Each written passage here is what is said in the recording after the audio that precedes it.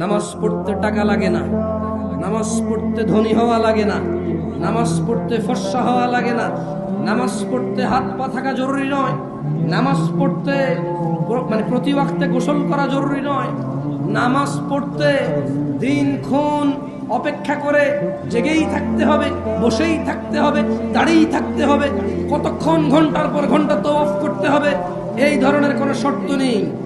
মহিলা পুরুষের আলাদা বিধান নেই, ধনী দরিদ্রের আলাদা বিধান নেই।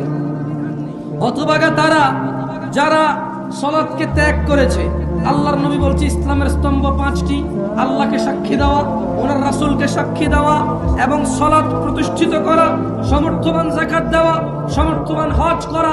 11 মাস শেষে 1 মাস রোজার মাস যারা পেল তারা রোজা রাখবে, যারা তারাই হচ্ছে মুসলমান।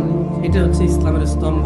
কয়েকটি কাজ একনিষ্ঠভাবে করলেই আমরা জান্নাতে প্রবেশ করতে পারি, যার অন্যতম হলো সিয়াম।